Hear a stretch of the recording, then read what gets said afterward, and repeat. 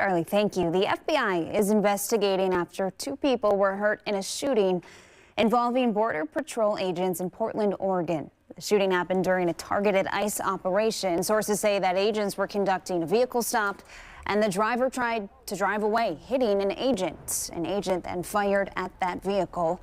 The people in the car, a 33-year-old man and a 32-year-old woman were hit and then taken to the hospital. This comes in the wake of a deadly shooting involving an ICE agent in Minneapolis. This happened Wednesday, and that agent fired through a car windshield, killing 37-year-old Renee Nicole Good. Videos of the encounter are circulating in social media, fueling debate all across the country.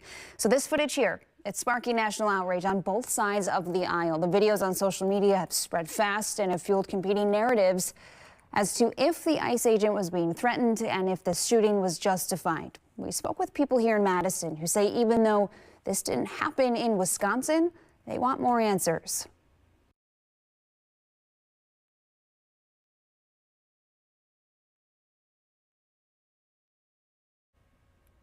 Having some trouble playing that sound there. On Wednesday in Madison, we do know around 40 anti-ICE protesters gathered at the Capitol Square. We're aware of another protest tonight. The Dane County Sheriff's Office says they're working with police agencies to monitor potential protests, and their teams say that they're ready to respond if need be.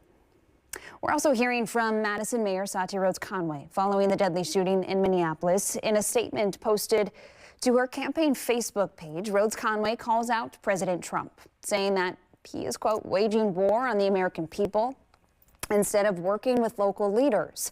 Going on to say, quote, I stand in solidarity with the people of Minneapolis as they come together after this horrific, entirely preventable tragedy.